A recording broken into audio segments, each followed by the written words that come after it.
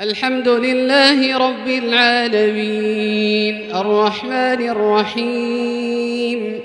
مالك يوم الدين إياك نعبد وإياك نستعين اهدنا الصراط المستقيم صراط الذين أنعمت عليهم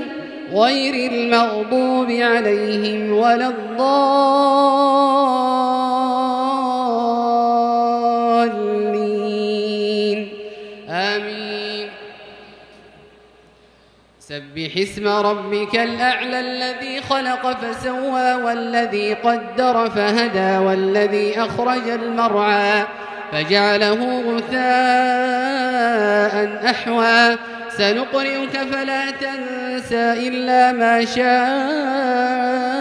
الله إنه يعلم الجهر وما يخفى ونيسرك لليسرى فذكر إن نفعت الذكرى سيذكر من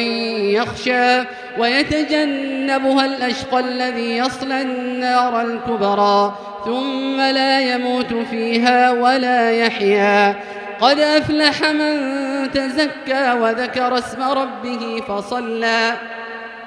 بل تؤثرون الحياة الدنيا والآخرة خير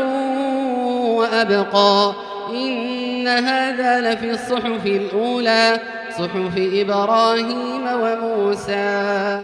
الحمد لله رب العالمين الرحمن الرحيم مالك يوم الدين إياك نعبد وإياك نستعين اهدنا الصراط المستقيم صراط الذين أنعمت عليهم غير المغضوب عليهم ولا الضالين آمين.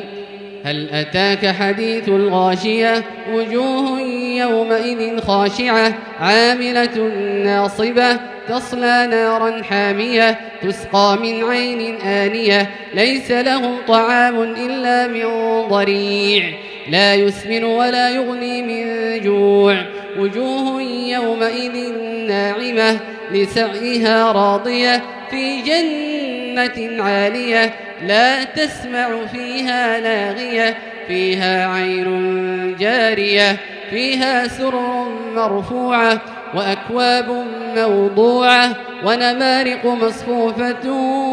وزرابي مبثوثة أفلا ينظرون إلى الإبل كيف خلقت وإلى السماء كيف رفعت وإلى الجبال كيف نصبت وإلى الأرض كيف سطحت فذكر إنما أنت مذكر لست عليهم بمسيطر إلا من تولى وكفر فيعذبه الله العذاب الأكبر إن إلينا إيابهم ثم إن علينا حسابهم.